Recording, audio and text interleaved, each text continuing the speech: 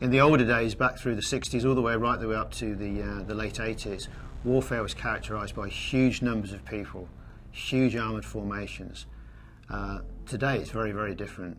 No enemy in their right mind is likely to come up against a major NATO nation on a one-for-one. It's going to be done using asymmetric warfare, it's going to be done using counterinsurgency. So the role of the soldier has changed dramatically over the last few years.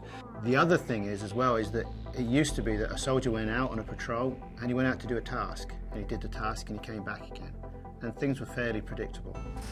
The actual issue now is that when you're in an asymmetric warfare and you're very close to the population that you're with, you don't really know whether the job you're going to be doing is going to be high intensity warfare, whether it's going to be crowd control, or whether it's going to be humanitarian work.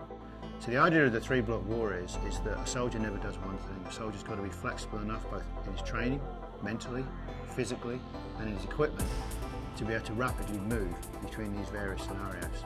So his equipment's got to be modular. Battleskin is designed as a system to meet all the soldiers' requirements. It's not a shell, it's not a mandible, it's not individual components that are put together.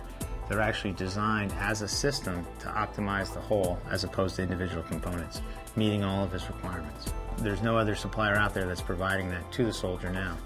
The users are not static entities. They're going into multiple environments, threat conditions, lighting conditions, environmental conditions in which they need to have systems that are going to be able to be adaptable to those different environments. And that's, I think, when we design products, we're not thinking of just discrete products that are for one situation. We're developing products that can evolve. There's a huge amount of industrial design, a huge amount of mechanical engineering. The system itself has been blast tested, drop tested, fragment tested.